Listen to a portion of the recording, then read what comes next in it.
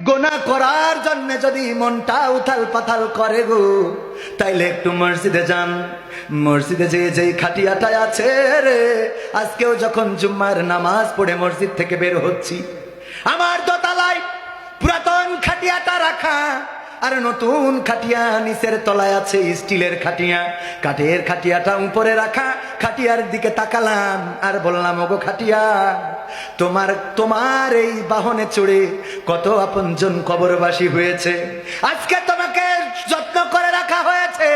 মাঝে মাঝে বলি, ওগো ভাইয়েরাই আমার, মায়েরাই আমার, বোনেরাই আমার, ওগো আপনজনেরা, কলিজার ভাইয়েরা, ওগো আমার যুবকেরা, তরুণেরা, কিশোরেরা, বৃদ্ধরা, একটু মসজিদে যান। খাটিয়ার কাছে যেয়ে প্রশ্ন করেন, ওগো খাটিয়া, তুমি তো কয়দিন আগে আমার বাবাকে নিয়ে গেলে তোমার বাহনে করে, তার কয়েকদিন আগে আমার দাদাকে নিয়ে গিয়েছিলে, তার কিছুদিন আগে গ্রামের অমুককে নিয়ে গেলে, তার কিছুদিন পরে অমুককে নিয়ে গেলে। ওগো খাটিয়া, এবার তুমি কার জন্য পথে আছো?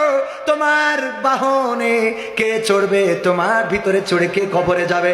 খাটিয়া যেন জবাব দিয়ে বলে, ওগো আল্লাহর বান্দা, তৈরি হও, তৈরি হও, এবারের যাত্রাটা তোমার হয়ে যেতে পারে।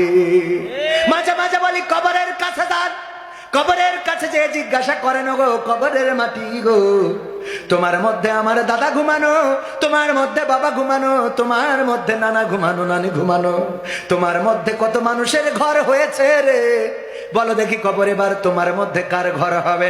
কবর যেন জবাব দিয়ে বলে দেয়, ওগো আল্লাহর বান্দা, তৈরি হও, প্রস্তুত হয়ে থাকো গো, এবার আমার বুকের মধ্যে তোমার ঘরটা নির্মাণ হয়ে যেতে পারে।